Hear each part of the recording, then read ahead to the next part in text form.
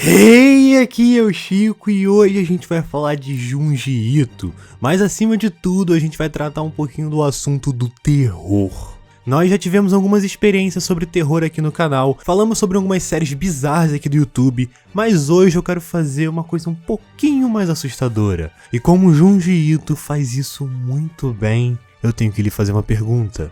Você tá preparado? Então vem com o Chico. Pra quem não conhece, o Junji Ito é um mangaka, um autor de mangás que se tornou um dos maiores nomes do gênero de terror internacionalmente. Mas eu acho que um dos principais motivos do porquê ele ter se tornado tão grande é o seu domínio da mídia que ele escolheu para contar histórias. A mídia é um dos fatores mais importantes para se levar em consideração na hora de se contar uma história. E é por isso que adaptações do cinema de jogos de videogame costumam ficar meio esquisitas. O terror do Resident Evil, por exemplo, funciona porque com a interatividade do jogo não fica chato da gente andar de lá pra cá dentro de uma mansão escura e esquisita esperando alguma coisa acontecer. Porque nós controlamos o personagem que tá na tela e nós estamos imersos naquele universo.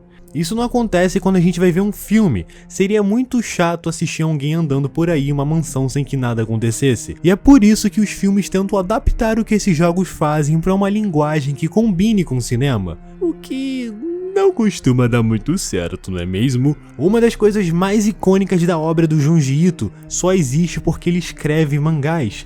E eu poderia chamar isso de a revelação. O que nós temos quando viramos uma página no ponto mais tenso da história com imagens perturbadoras conseguem ficar na nossa memória por dias. Sério, se você nunca leu uma história dele, é mais ou menos assim. Ao longo de toda a história nós sentimos um desconforto, aquela sensação de que algo não está certo. Seja por causa da imagem do gato de estimação da casa, olha esse bicho, cara. Ou as folhas da grama fazendo um espiral, aos poucos coisas cada vez mais estranhas acontecem, o desconforto aumenta até que a gente chega no momento mais tenso. Vemos os personagens reagindo a alguma coisa grotesca que a gente não consegue ver, até que nós viramos a página e... Que parada é essa, velho? Mas então... Você percebeu por que isso é tão assustador? A gente fica cada vez mais desconfortável até a revelação, porque nós estamos tomando o controle da história. Mas nesse momento, nesse exato ponto, não. Nós somos os últimos a saber dessa revelação. Esse tipo de impacto só acontece porque nós estamos lendo um mangá.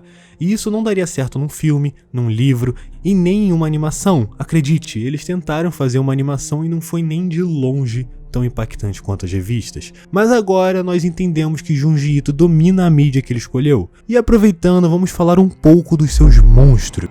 Uma diferença da obra do Junji Ito para outros quadrinhos de terror é a fonte do terror. Ele não trabalha com fantasmas e nem vampirinhos em um castelo abandonado, e nem ao menos um monstro no pânico, um palhaço que vive no esgoto, ou quem sabe um alienígena na fazenda, um lobisomem na cidade, ou um bicho esquisito que tem dedos muito estranhos, não é mesmo, Salty Fingers? O horror que o Junji Ito constrói pode vir de qualquer coisa, e por causa disso, o horror pode chegar até você, e talvez você não perceba até que seja tarde demais.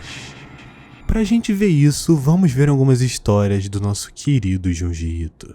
The Hang Blues. Essa é uma história curta de terror sobre uma cidadezinha que é invadida por cabeças gigantes que flutuam com uma corda pendurada. Essas cabeças representam habitantes da cidade, e quando elas encontram o habitante com seu rosto, nós nunca sabemos de onde esses balões em formato de cabeça vieram, e vemos os cidadãos falharem toda vez que tentam enfrentar essas criaturas. Eles não entendem como essas criaturas funcionam. A gente não precisa entender, saber de onde eles estão vindo ou o que eles querem não tornaria a experiência mais assustadora do que a confusão e a impotência que nós sentimos.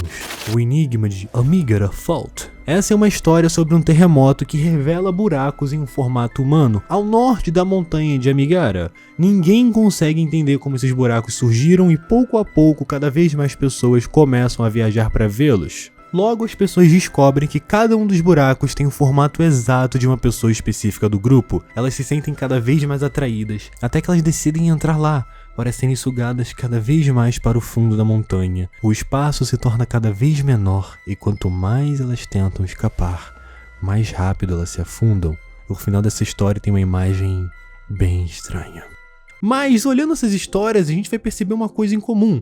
Em todas elas nós não conhecemos o monstro, a gente não sabe por que aquilo está acontecendo, não sabemos de onde eles vêm e não temos como lidar com esse mal que se torna cada vez mais sufocante. Nós somos obrigados a virar a página para contemplar o horror por nós mesmos. A impotência que a gente sente nessas histórias é a genialidade do Junji Ito. Eu acho que já deu pra perceber que esse mangaka é muito bizarro, eu vou deixar alguns links na descrição, ou melhor, no comentário fixado, pra você poder acompanhar a obra do Junji Ito. Vale a pena, o cara é muito bom no que faz.